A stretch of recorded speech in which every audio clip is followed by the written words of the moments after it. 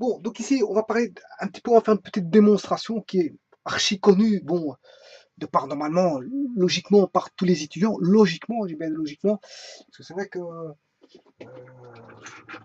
certains l'ont oublié, d'autres l'ont peut-être pas vu, mais généralement, c'est une démonstration qui passe partout, tout le monde a déjà vu cette démonstration. Et cette démonstration parle, bon, sachez qu'il existe des nombres rationnels, qui est l'ensemble Q, et des nombres, fatalement, s'ils ne sont pas rationnels, ils sont irrationnels. Et bien sûr, ils sont dans l'ensemble des nombres réels. Hein. Ces deux ensembles qui sont 10 joints, et qui n'ont pas d'intersection, parce que soit il est irrationnel, soit il est rationnel, mais il ne sera pas être en même temps rationnel et irrationnel. Donc ils sont complètement disjoints, il n'y a pas d'intersection entre les deux ensembles. Mais tout ce qu'on peut dire, c'est que le réunion des deux ensembles, ben, le réunion est dans R. Voilà. Alors, qu'est-ce que c'est qu'un nombre rationnel? C'est un nombre qui peut se mettre sous forme de A sur B, c'est-à-dire une écriture où A appartient aux entiers et B appartient aux entiers, bien sûr, sauf 0, parce que on peut pas avoir un dénominateur. Si je fais le rapport, si je fais la division entre eux, si je fais la division, c'est pour trouver, bien sûr, le nombre décimal. Hein. Décimal, voilà, pour avoir le nombre sous forme d'écriture, on va dire, à virgule. Voilà, si je fais le rapport. Mais si on B vaut 0, je ne peux pas diviser. Je ne peux pas faire le rapport. Donc le B doit être complètement différent de 0. Donc une fraction ne permet pas, je veux dire, un dénominateur nul. Donc dans une fraction, on a un nombre qui appartient à Z. Z, attention que c'est un nombre entier relatif, il peut être aussi bien positif que négatif. Le B est aussi un nombre entier positif que négatif, mais il ne peut pas être nul. Et quand on a une écriture comme ceci, c'est ce qu'on appelle une fraction. Voilà, c'est ce qu'on appelle une fraction. Donc une fraction s'écrit, bien sûr, à l'aide d'une barre. Donner une barre et on a un nombre entier au-dessus et un nombre entier en dessous. Bien sûr, différents zéros en dessous. Et le dessous, c'est ce qu'on appelle le dénominateur et au-dessus, le numérateur. Alors ici, je vais faire une vidéo et je vais vous montrer que je prends un nombre irrationnel spécifique qui est racine 2. Hein, et, et je vais vous montrer que... Donc ça, c'est le nombre rationnel. Hein, ce que j'appelle P, un nombre qui peut s'écrire sous forme de A sur B, A entier, B entier différent de 0. Ben, c'est ce qu'on appelle un rationnel. Donc ils font partie de l'ensemble Q. Ça veut dire qu'il y a des nombres qu'on ne sait pas mettre sous forme de fraction. Et ces nombres qu'on ne peut pas mettre sous forme de fraction, ce sont des nombres irrationnels. Donc, si on sait les mettre sous forme d'une écriture fractionnaire telle que on a un numérateur et un dénominateur, attention que la barre de fraction, généralement, elle se met horizontalement. Hein. Bon, mais certains l'écrivent avec une barre oblique. C'est pour des facilités d'écriture. Bon, parce qu'on a plus facile de mettre une barre oblique, mais ça c'est que c'est pas bon. Hein, une barre de fraction, c'est horizontal et pas oblique. Mais bon, si vous faites des calculs très rapidement, c'est plus facile de faire une barre oblique que commencer à bien faire sa barre horizontalement. Donc c'est pour ça qu'on permet dans les calculs rapides des barres obliques. Mais généralement, ce sont des barres horizontales parce que quand vous faites une somme, hein, il faut savoir qui est le, le numérateur principal et le dénominateur principal quand vous faites une somme ou une différence ou voilà, une multiplication. Voilà, il faut savoir où est la barre principale de la fraction. Voilà, donc en fait, si vous commencez à mettre des barres obliques, bon, je veux dire, vous en sortirez plus dans. On aura du mal à suivre au niveau de l'écriture voilà, des fractions. Alors, ceci étant dit, bon, le rationnel, bien sûr, c'est un nombre A sur B avec A appartenant à Z, B différent de Z. Par contre, là, on ne peut pas mettre sous forme de fraction. Voilà. Voilà. Tous les nombres qui ne s'écrivent pas sous forme de fraction, qu'on ne peut pas mettre sous forme de fraction, ce sont ce qu'on appelle des nombres irrationnels. Donc là, on a les nombres rationnels, qu'on appelle raisonnables, hein, on peut écrire sous forme de fraction, et les nombres irrationnels, qu'on ne sait pas écrire sous forme de fraction. Et les nombres rationnels, mais vous comprendrez que les nombres rationnels ont une certaine périodicité après la virgule. Hein. Si j'écris ceci, avec trois petits points, toujours avec des 1 derrière, avec une infinité de 1 derrière, mais c'est un nombre rationnel, on sait mettre sous forme de fraction. D'ailleurs, c'est comme ça qu'on détecte les nombres rationnels, c'est qu'il y a une certaine périodicité, je veux dire, elle peut venir très loin, hein. Je peux avoir ceci par exemple, 0,21, 23, 75, 74, 88, 9, 9, 9, 9, et là, la périodicité commence assez loin. Donc là, on a une périodicité. Attention qu'il faut les 3 petits points, hein. Il ne faut pas que ça s'arrête. Voilà. Et si ça s'arrête, ben, vous avez ce qu'on appelle un nombre décimal, hein. Là, on a une infinité de 0. Donc, on a quand même une périodicité. Les nombres décimaux, ce sont des nombres rationnels, hein. Ils sont incorporés là-dedans. Alors, qu'est-ce qui est dans les rationnels? Qu'est-ce qui est dans les rationnels? Ben, vous comprendrez que c'est tous les ensembles de nombres. On a d'abord les nombres entiers naturels. Au-dessus de ça, on a les nombres entiers relatifs. Au-dessus de ça, bien sûr, on classe les nombres décimaux. Hein, décimaux. Ensuite, on a l'ensemble Q. Voilà. Et bien sûr, vous avez l'ensemble R. Voilà. Et bien sûr, dans cet ensemble R, vous avez l'ensemble I. Des irrationnels qui est en dehors, complètement en dehors. Hein. Il est en dehors. Et il est assez vaste. Hein. Il est vaste. C'est un ensemble assez vaste. Bon, il est immense. Hein. C'est un ensemble. C'est pas parce que je l'ai dessiné en petit qu'il est petit. Ça n'a rien à voir. Donc, alors pourquoi n est un rationnel? Parce que si je prends 3, ben on sait écrire sous forme de fraction. 3 sur 1. Si je prends un nombre z, moins 2, mais moins 2, c'est une extension de n. Hein, z, on rajoute les nombres négatifs. Voilà, on rajoute des nombres négatifs par rapport aux positifs. Donc j'aurai moins 4, moins 5, moins 10, moins 20, c'est des nombres, voilà, comme ceci. Et ils s'écrivent aussi sous forme de fraction, comme ceci, moins 5 sur 1. Bon, un nombre décimal c'est 0,33 par exemple. Et là, c'est 33 centièmes. Donc il s'écrit sous forme, c'est un nombre rationnel. Voilà. Alors, maintenant, il y a des nombres qui ne peuvent pas s'écrire sous forme de fraction. Et là, on leur distingue qu'il n'y a pas de périodicité. Il n'y a aucune périodicité. Et généralement, ils sont infinis. 0, 4, 3, 2, 1, 6. Du n'importe quoi, si vous voulez. Vous pouvez mettre du n'importe quoi, mais du moment qu'il n'y a pas de périodicité, et là, vous en faites ce qu'on appelle un nombre irrationnel. Bon, et donc, infini. Hein. Et il n'y a pas de périodicité, donc on ne sait pas mettre sous forme de fraction. Voilà. Alors, sachant cela, oui, tous les nombres ne sont pas forcément, tous les rationnels ne sont pas forcément décimaux. Hein. Si je prends par exemple un quart c'est un nombre décimal parce que ça fera 0,25 si je le mets en écriture décimale, mais un tiers, vous comprendrez que c'est pas un nombre, c'est un nombre interminable. Hein. Voilà, il n'est pas décimal lui. Si je veux le rendre décimal, il faut que je le coupe. Et si je le coupe, à ce moment-là, c'est plus le même nombre. Voilà, j'ai fait une troncature, je l'ai coupé. J'ai fait une troncature. Mais là, je le rends décimal.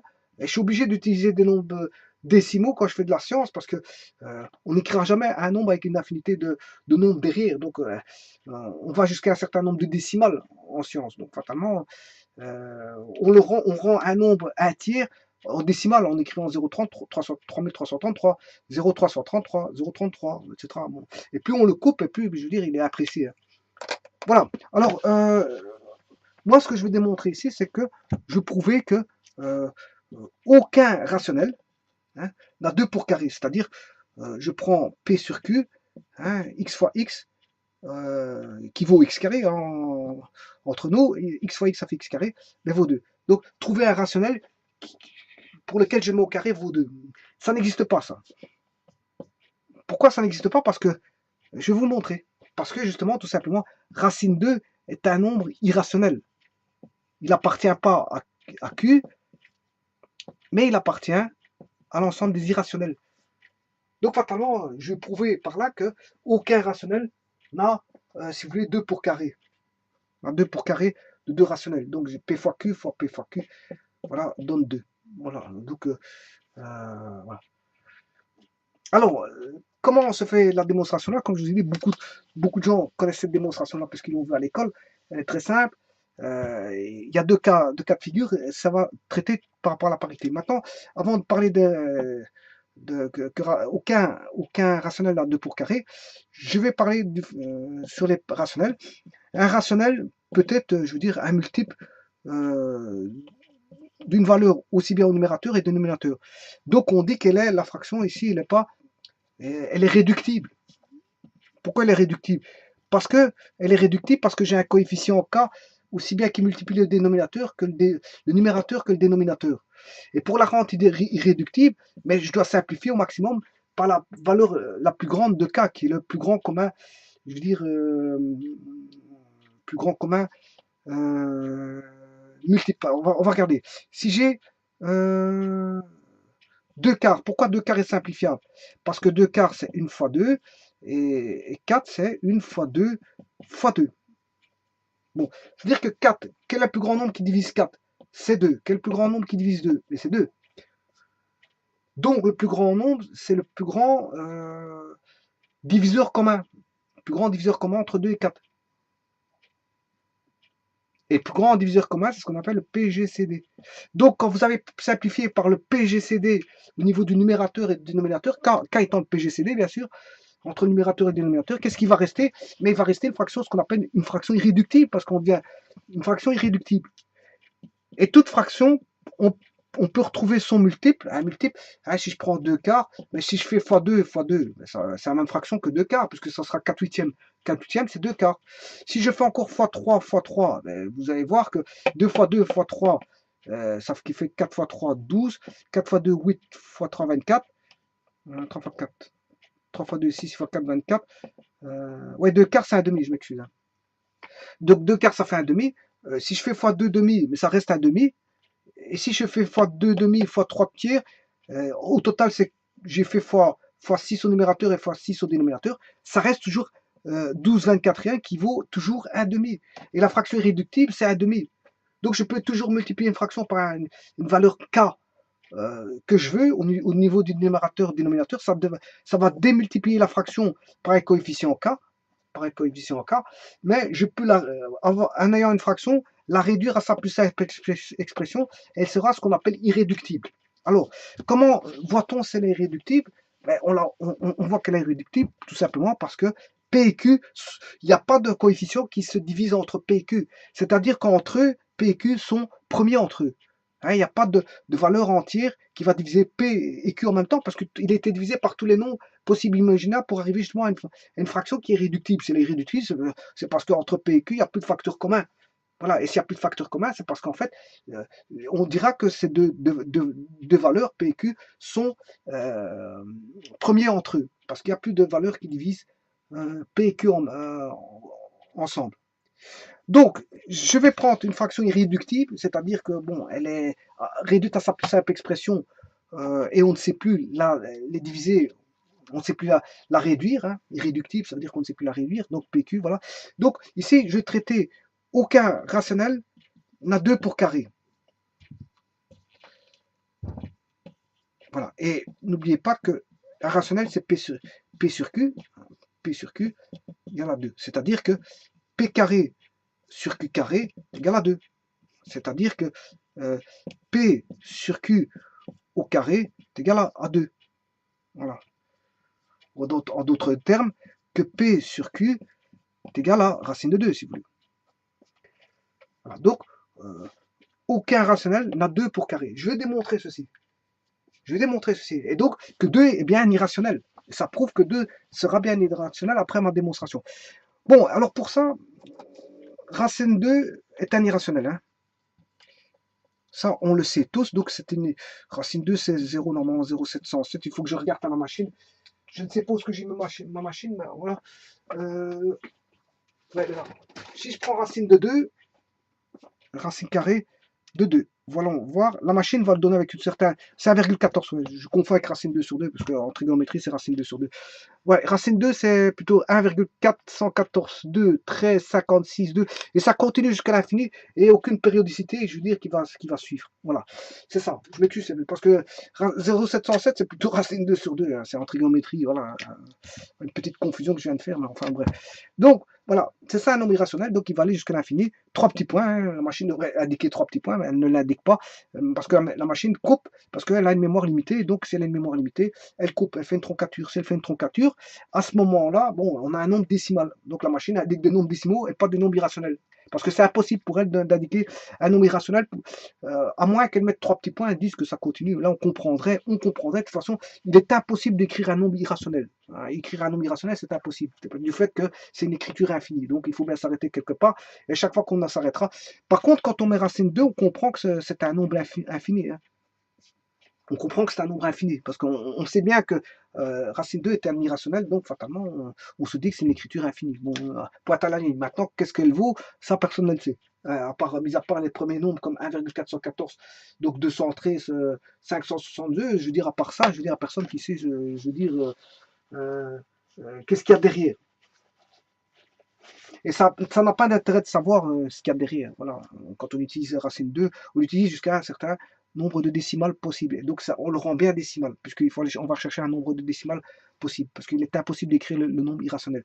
Bon, donc, racine 2 est un irrationnel. Ça veut dire que on va raisonner par l'absurde. On va se dire que, oui, il existe, PQ, on va faire le contraire. Normalement, PQ n'a pas de...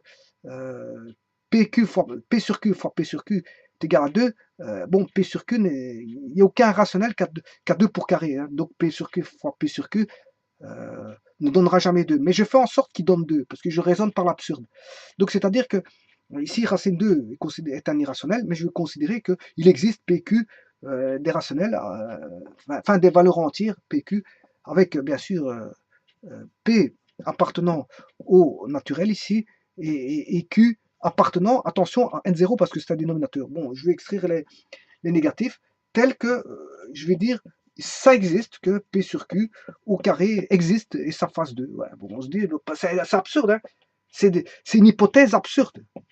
Je pars d'une hypothèse absurde, donc je vais démontrer une démonstration absurde.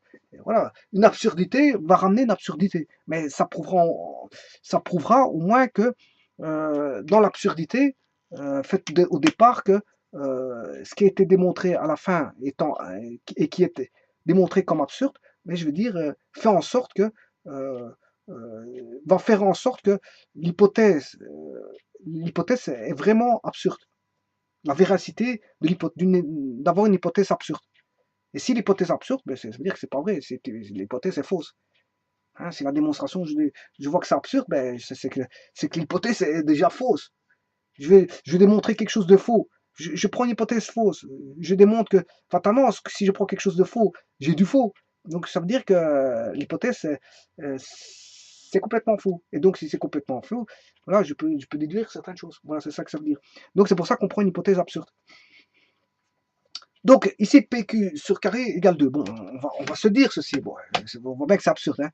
Donc, bien sûr, je vais bien sûr prendre P sur Q irréductible. Hein, on ne va pas commencer à trimballer des cas ici, là-dedans. Voilà, irréductible. On considère que c'est la fraction la plus réduite possible, la réduite au maximum, donc elle est irréductible. Voilà. Donc là, on aura deux cas possibles. Hein, on a le premier cas. Et le premier cas, on va considérer que sur P sur Q, donc P est un antinaturel, Q est un antinaturel non nul, bien sûr, eh bien qu'on va considérer que P, supposons qu'il soit impair. P est impair. Bon, et P sur Q au carré donne 2. Et en considérant que, voilà. Si j'écris ceci, je peux écrire que P carré sur Q carré égale 2. Mais c'est aussi dire que P carré est égal à 2Q carré. Bon, et là, on voit bien que c'est impossible. Hein. Pourquoi par la parité? Parce que j'ai considéré que P était impair, le carré d'un nombre impair, mais c'est impair. Le carré d'un nombre impair, c'est impair. Le carré d'un nombre impair, c'est impair. Mais le carré d'un nombre pair, c'est pair. Hein. Regardez 2 au carré, ce qui fera 4. 2 est pair, donc le carré de 2, c'est pair. C'est pair aussi. Mais si j'avais pris 3 au carré, ça fait 9. C'est normal. C'est un nombre impair. Pourquoi? Parce que 3 est impair. 3, tout nombre impair au carré, ça fait un nombre impair. Tout nombre pair au carré, ça fera un nombre pair. Donc P carré étant, j'ai considéré par hypothèse que P est impair, mais P au carré étant impair, parce que le carré d'un nombre impair, c'est impair. Par contre, voyez ce que j'ai de l'autre côté. J'ai un 2 fois quelque chose. Peu importe que vaut Q carré. Hein, que Q carré soit pair ou impair, si je fais x2, ben je d'office pair. Et on voit bien qu'il y a une différence entre les deux. Il n'y a pas d'égalité. C'est impossible, si vous voulez. C'est impossible d'avoir un nombre impair d'un côté, de l'autre côté, d'avoir un nombre pair. Puisqu'il y a égalité. Si j'ai un nombre impair d'un côté, je dois avoir un nombre impair de ce côté-là. Or, j'ai un nombre impair ici, et l'égalité me dit que j'ai une égalité avec un nombre pair, ce qui est, je veux dire, impossible. Voilà. Et ça, si j'ai pris le cas du P impair, bon, maintenant, vous allez me dire, ouais, mais, et si on prenait le P pair, ben, c'est ce que je vais faire tout de suite. Vous allez voir que on va tomber encore une fois sur une absurdité. Prenons pair, comme ça, on aura, on veut dire, vu toutes les deux situations possibles, P pair, P impair. Supposons que P soit, donc on a toujours P carré. euh, bon, ici, je vais dire que il existe n appartenant au naturel, hein, tel que P est pair. P est pair, c'est-à-dire j'ai deux n, puisque P est pair, c'est un multiple de 2. Ce qui veut dire que moi, ce qui m'intéresse, c'est P carré. Mais P carré, si P vaut 2n, P carré vaut 4n carré. Donc P carré vaut 4n carré. Voilà. Voilà 4n carré, ça c'est P carré. Mais ici, j'aurai toujours P carré sur Q carré est égal à 4, est égal à 2, pardon. Est égal à 2. Donc, ce qui va entraîner ici, ça c'est pour le P, hein. Attention que c'est pour le P. Hein. Si P est pair, ben, P carré vaudra 4n carré. Bon, donc ici j'aurai toujours P carré est égal à 2Q carré. Voilà. Bon, mais comme P carré vaut 4n carré, c'est égal à 2Q carré. Voilà. Alors, vous voyez que ça c'est impossible. Vous ne le voyez pas tout de suite, mais je vais vous montrer tout de suite. C'est impossible d'avoir ça. Pourquoi? Non pas que en raisonnant sur les parités, hein, parce que bon, là il est pair, là il est pair, il n'y a pas de problème pour ça. Mais sur autre chose, sur une hypothèse que j'avais émise tout à l'heure, que vous auriez dû faire attention. Là il est pair, il est pair. Donc vous allez me dire, ouais, mais ça marche ici. Non, non, ça marche pas. Pourquoi? Parce que si je fais 4n carré, 4n carré est égal à 2q carré, ça veut dire que j'aurai n carré sur q carré qui est égal à 2 quarts. C'est-à-dire que n sur q, voilà, n carré sur q carré vaut 2 quarts. Et là, ça ne doit pas vous choquer. Pourquoi? Parce qu'on avait pris comme hypothèse que p sur q, hein, était irréductible. On avait pris que, voilà, ici je peux encore mettre n sur q au carré est égal à 2 quarts. Hein. Voilà. Et donc on avait pris que une fraction, au départ, elle était réductible. Donc P sur Q était réductible. P sur Q était réductible. Voilà. P sur Q était réductible. Donc je ne serais pas trouvé, hein, si je prends P carré qui est un multiple de, voilà, d'un nombre n carré qui vaut 4 fois n carré, pourquoi pas, hein, parce que P vaut 2n, hein, parce que j'ai pris qu'il était pair, P est pair. Si P est pair, je peux remplacer par un nombre entier qui vaut 2n. P vaut 2n. Mais si P vaut 2n, P carré vaut 4n carré. Mais si P sur Q est réductible, mais je dois avoir n sur Q qui doit être irréductible aussi. Voilà. Mais ici, qu'est-ce qu'on voit? C'est que n sur Q au carré, ben, il vaut 2 quarts. Et f2 quarts, c'est simplifiable. Hein, c'est pas irréductible. Parce que pour le réduire, je vais avoir un demi. Donc le premier, je sais le voir par comment on appelle ça, par la parité, hein. Si je prends P pair, ben, je vois que, bon, j'ai un impair qui est égal à un nombre pair. Ça, c'est pas possible. Par contre, si je prends le deuxième cas, si P est pair, à ce moment-là, les fractions irréductibles, comme j'ai pris par hypothèse que P sur Q était irréductible, revoyez la vidéo au départ, remettez-la en arrière, spécifier que P sur Q, je n'ai pas pris P fois K et Q fois K. J'ai pris P sur Q qui était une fraction irréductible. Donc en fait, on avait réduit à sa plus simple expression et donc on ne savait plus simplifier. Donc, si je sais qu'on l'a simplifié dans ma démonstration, c'est qu'il y a quelque chose qui ne tourne pas rond. C'est qu'en fait, c'est impossible. Et pourquoi c'est impossible? Aussi bien quand on prend le cas d'avoir un nombre pair. Si je prends un nombre impair, je vois que c'est impossible. Hein, de par l'égalité. D'un impair avec un pair. Et si je prends le deuxième cas possible, si P est pair, et que je vois que c'est impossible, puisque par hypothèse, j'avais mis au départ que j'avais une fraction réductible, et que si je prends P pair, je retrouve une fraction réductible. Donc, ce qui veut dire que ben, ça veut dire que l'hypothèse de départ est complètement fausse, et donc fatalement, je tombe sur des absurdités qui font que aucun rationnel n'a 2 pour carré, tout simplement. Et donc, fatalement, ça prouve que racine 2 est un irrationnel. Et donc, cette démonstration-là est une démonstration faite par l'absurde. Voilà, et l'énoncé, c'était ceci. Un nombre rationnel peut s'exprimer par le quotient de 2 entiers, hein, on l'a vu, P sur Q. Premier entre eux, pourquoi? Parce que P sur Q, bon, ils sont irréductibles. Voilà, j'ai pris une fraction irréductible au départ, dont le diviseur est un naturel non nul, oui, pourquoi pas. Ici, ils ont pris un naturel appartenant à n. Bon, généralement, une fraction, ça peut être aussi un nombre entier relatif au numérateur et au dénominateur, mais du moment qu'il est différent de 0. Mais ici, on a pris P et Q appartenant au naturel, voilà, et Q, en plus de ça, il est différent de 0, parce qu'il est au dénominateur, dont le diviseur est un naturel non nul. Prouvons qu'aucun rationnel n'a 2 pour carré. Alors pourquoi ils ont éliminé les négatifs dans l'énoncé? Ben, c'est parce que pour avoir 2, eh bien, je veux dire, voilà, il n'y a pas besoin d'avoir des négatifs. Les négatifs, il n'y a pas besoin de les avoir. Voilà. Comme ça, si j'avais pris...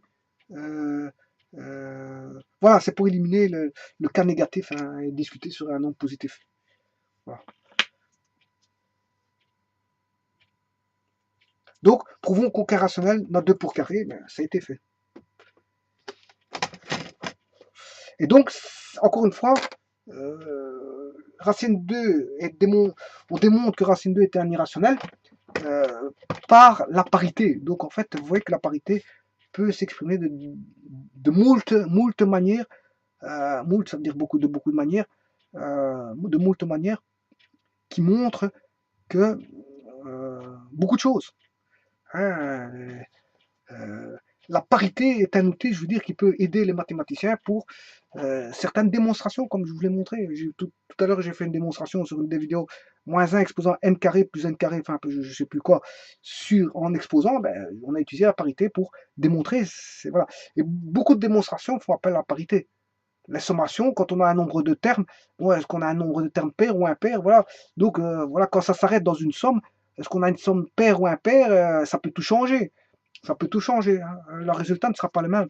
Donc, la parité peut intervenir dans des démonstrations pour, pour faire parler certaines choses, hein, pour constater et donner deux voies à suivre, deux chemins à suivre. Quand c'est pair, ben on a autant. Quand c'est impair, on a autant. Voilà. Et quand c'est pair, ben on a ça. Quand c'est impair, ben on a toujours 2 cas de figure, hein. Sauf que si c'est pair, ça va être je veux dire, un cheminement possible. Si c'est impair, c'est un deuxième cheminement. Donc, la parité va donner 2 cheminements possibles. Soit c'est pair, soit